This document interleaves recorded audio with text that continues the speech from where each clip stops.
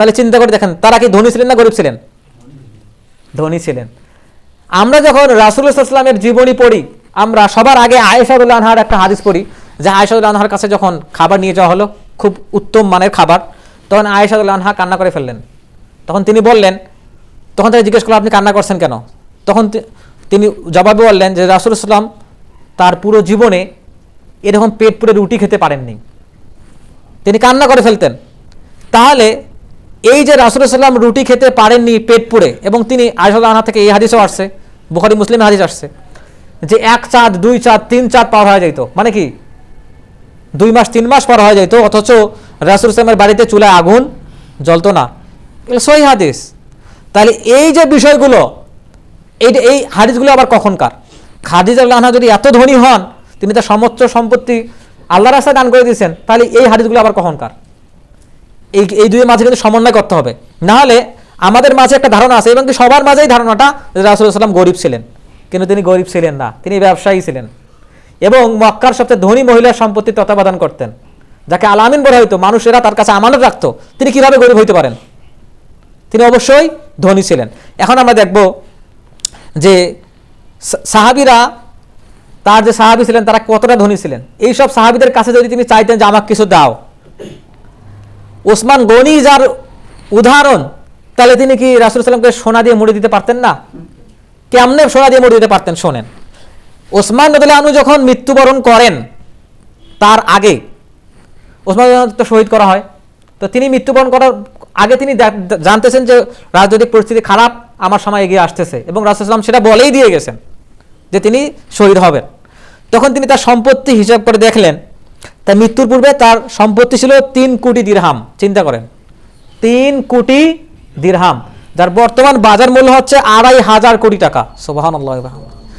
এটা ছিল রৌপ্য মুদ্রা। তার স্বর্ণ মুদ্রা তার কাছে ছিল 5 লক্ষ দিনার, মানে 2,500 কোটি টাকা। এগুলো তিনি তার যারা বংশের লোক ছিল তাদেরকে দান করা শুরু করলেন, এবং মৃত্যুর পূর্বেও দান করে দিয়েও তখনও তার কাছে 1000 উট, এবং খায়বারে যে 2 লক্ষ, খায়বারে যে জমি জমাগুলো ছিল সেগুলোর মূল্য প্রায় ছিল 2 লক্ষ দিনার, মানে 1,500 কোটি টাকা। চিন্তা করেন, একজন সাহাবীর সেই সময় সম্পত্তির পরিমাণ কয়েক হাজার কোটি টাকা। কি মনে হচ্ছে তারা গরিব ছিলেন?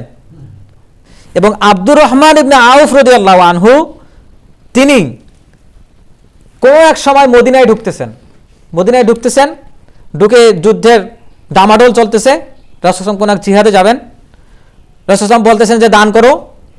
তখন তিনি মদিনায় ঢুকতেছেন তার পণ্যবহর নিয়ে, সেখানে প্রায় 700 উট ছিল, 700 উট, সেগুলো 700 উট ভর্তি খাদ্যদ্রব্য, একটা উটের মধ্যে 10,000 টাকার খাদ্যদ্রব্য আছে মনে করেন, মানে খুব কম করে হলো 700 উট আসতেছে। তখন মদিনার লোকেরা মনে করতেছে 700 উট মানে কি, মানে মরুভূমির বালু ওড়াওড়ি করতেছে। তখন মদিনার লোকেরা মনে করতেছে যে আমরা তো যুদ্ধের প্রস্তুতি নিচ্ছি, তার আগে আমাদেরকে আক্রমণ করা হচ্ছে নাকি। ওরা মনে করতেছেন যে কোনো যুদ্ধের মানে সামরিক বাহিনী আসতেছে মনে হয়। পরে দেখলেন যে আব্দুর রহমান ইবনে আউফ রাদিয়াল্লাহু আনহু তার পণ্যবহর নিয়ে আসতেছেন। এই যে তার কাছে 700 উট ছিল এবং সেগুলোতে ভর্তি খাদ্যদ্রব্য ছিল। এখন রাসূলুল্লাহ সাল্লাল্লাহু আলাইহি ওয়াসাল্লাম যুদ্ধের জন্য চাচ্ছেন, তিনি তো ধনী মানুষ, তখন কি করলেন 700 উট এবং এই যে এগুলো ভর্তি যে পণ্যদ্রব্য সব দান করে দিলেন। চিন্তা করে দেখেন, মানে একবারের ব্যবসায় সবগুলো দান করে দিলেন। এবং এই সম্পত্তিটা পরবর্তীতে হিসাব করে দেখা গেল তিনি এই একটা যুদ্ধের জন্য প্রায় 74 কোটি 97 লক্ষ টাকা দান করছেন বর্তমান সময়ের হিসাবে। এই আব্দুর রহমান ইবনে আউফ কেমনে চলতেন? আব্দুর রহমান ইবনে আউফ মানুষকে দাওয়াত দিতেন, রাজকীয় খাবার খাওয়াইতেন, কিন্তু নিজে খাইতেন রুটি। এইটাকে বলে জুহদ। খয়বারের যুদ্ধে মদিনার ইহুদিরা খয়বার নামে দুর্গগুলোতে গিয়ে মুসলিমদের বিপক্ষে একটা ষড়যন্ত্র করা শুরু করলো। তখন রাসূলুল্লাহ সাল্লাল্লাহু আলাইহি ওয়াসাল্লাম কি করলেন? সবাইকে নিয়ে খয়বারের যুদ্ধে গেলেন। ভীষণ যুদ্ধ হলো, কোনো পক্ষে জয়লাভ করতে পারলো না। পরে রাসূলুল্লাহ সাল্লাল্লাহু আলাইহি ওয়াসাল্লাম কি বললেন যে আগামী দিন সকালে আমি এমন একজনের হাতে পতাকা তুলে দেব যার হাতে আল্লাহ সুবহানাহু ওয়া তাআলা আমাদের বিজয় দান করবেন। পরের দিন দেখা গেল যে আলী রাদিয়াল্লাহু আনহু গেলেন, তার চোখে সমস্যা ছিল, রাসূলুল্লাহ সাল্লাল্লাহু আলাইহি ওয়াসাল্লাম তার থুতু নিয়ে চোখে মাখিয়ে দিলেন, চোখ ভালো হয়ে গেল, তার হাতে পতাকা দেওয়া হলো ইসলামের, জয় করলেন। কামরূপ দুর্গ সবচেয়ে শক্তিশালী দুর্গ ছিল, দরজার কপাট ছিল, ধরে টান দিলেন, কপাট খুলে আসলো। চিন্তা করেন একটা দুর্গের কপাট কিভাবে খুলতে পারে। তাহলে এই যে আল্লাহর দেওয়া শক্তি, পরে তো খুলে গেল।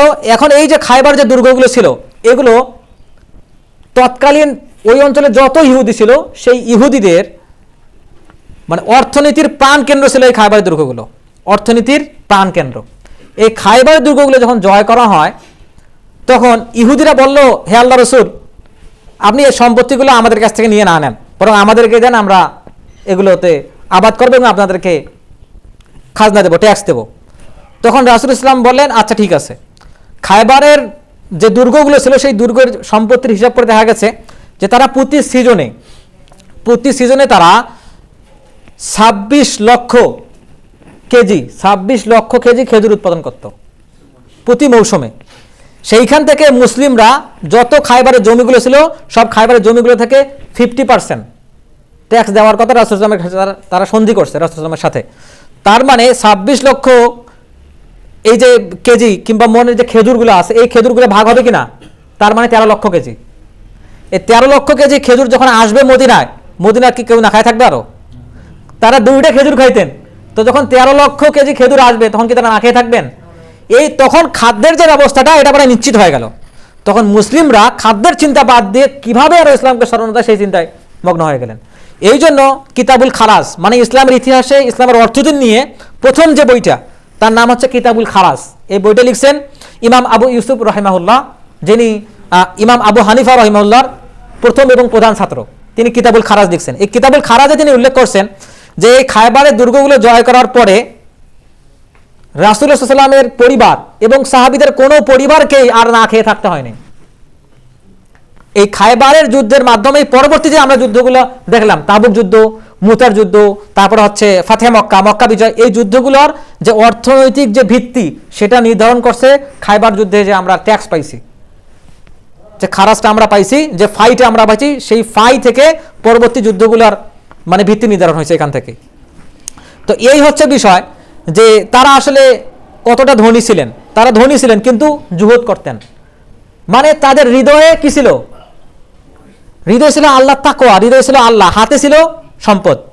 আল্লাহ যেটা বলছেন হাত দিয়ে সেটা ব্যয় করে দিচ্ছেন, হাতে যেটা আসছে ব্যয় করে দিচ্ছেন। এইটাকে বলে জুহুদ। মানে অর্থ উপার্জন করতে হবে, আল্লাহ দিচ্ছেন এবং বলছেন আল্লাহর সঙ্গে ব্যবসা করার জন্য। আল্লাহ বললেন ইন্নাল্লাহ আশতারা মিনাল মুমিনিনা, মুমিনদের মধ্যে তারা আল্লাহর সঙ্গে ব্যবসা করে। কি দিয়ে ব্যবসা করবেন? সম্পত্তি দিয়ে তো আল্লাহর সঙ্গে ব্যবসা করবেন। কেমনে ব্যবসা করবেন? আল্লাহ যে সম্পত্তি দিচ্ছেন সেটা আল্লাহর সঙ্গে ব্যবসা করবেন, যাদের অধিকার তাদেরকে দেওয়ার মাধ্যমে। এই যে হয় আল্লাহর সঙ্গে ব্যবসা, জিহাদের ময়দানে দান করার মাধ্যমে, জীবন দেওয়ার মাধ্যমে, এইটা আল্লাহর সঙ্গে ব্যবসা। এভাবে ব্যবসা করতে হবে।